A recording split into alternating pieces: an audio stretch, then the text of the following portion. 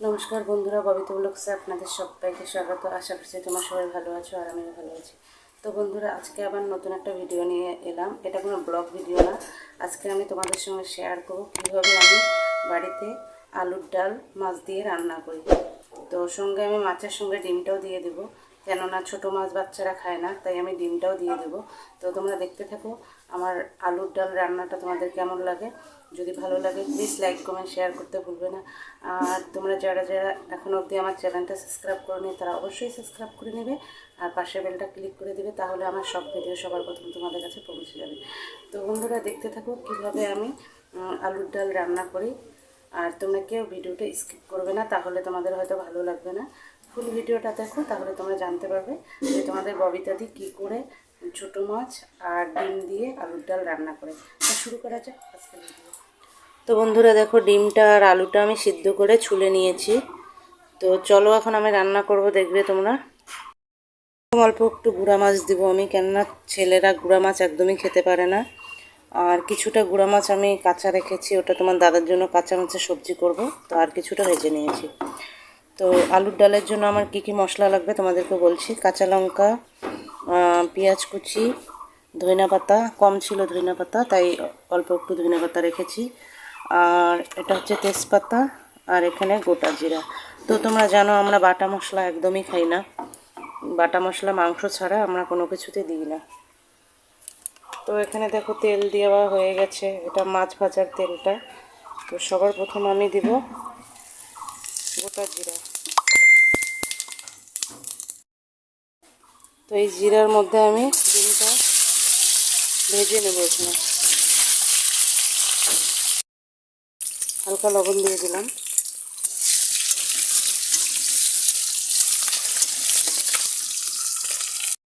ভাজা হয়ে গেছে, আমি এখন নামিয়ে নেব।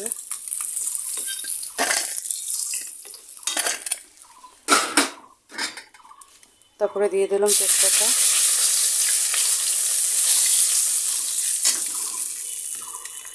তারপরে দিয়ে দিলাম পেঁয়াজ কুচি,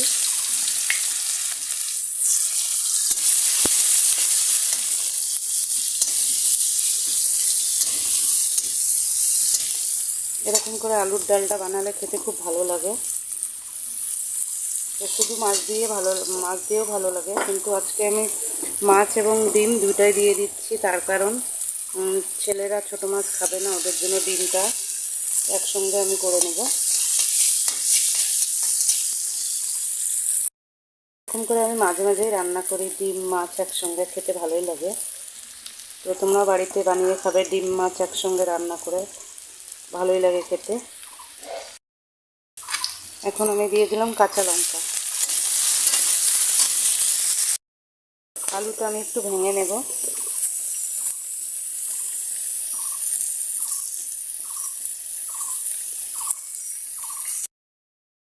তো আমি এখন আলুটা দিয়ে দিলাম। এখন দেবো স্বাদ মতো লবণ, তারপর দিলাম হলুদ গুঁড়ো,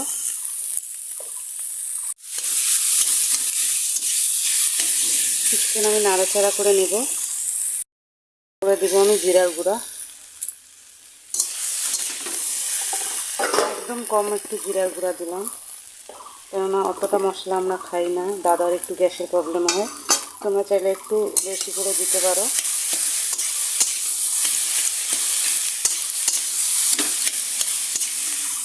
নাও দিলে চলে জিরার গুঁড়াটা।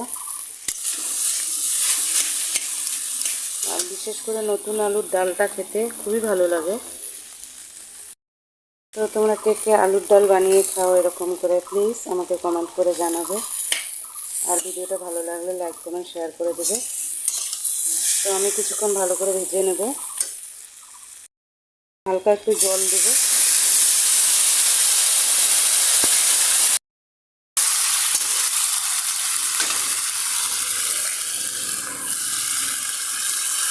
তো আমি 1 মিনিটের মতো ঢেকে দেবো। আর এখন ঢাকনাটা খুলে নেব।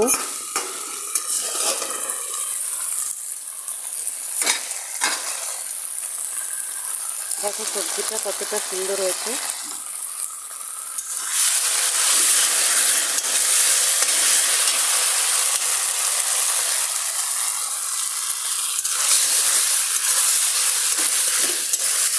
আমি কিছুক্ষণ এখন সবজিটা ভালো করে কষিয়ে নেব।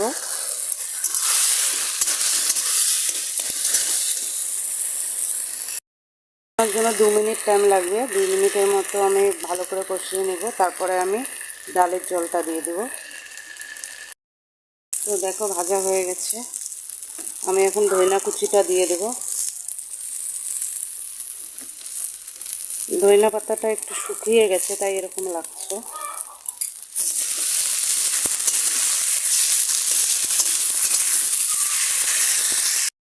চাইলে এরকম করে বানিয়ে রুটি বা পরোটার সঙ্গেও খেতে পারো। এই কষানো সবজিটা খুব ভালো লাগে খেতে। তো দেখো ভাজা হয়ে গেছে। এখন আমি যতটুকু ঝোল লাগবে এই ঝোলটা দিয়ে দেবো।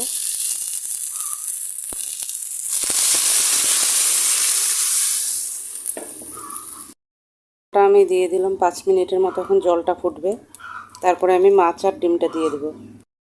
তো ঝোলের জলটা ফুটে গেছে। তো এখন আমি মাছ আর ডিমটা দিয়ে দেবো।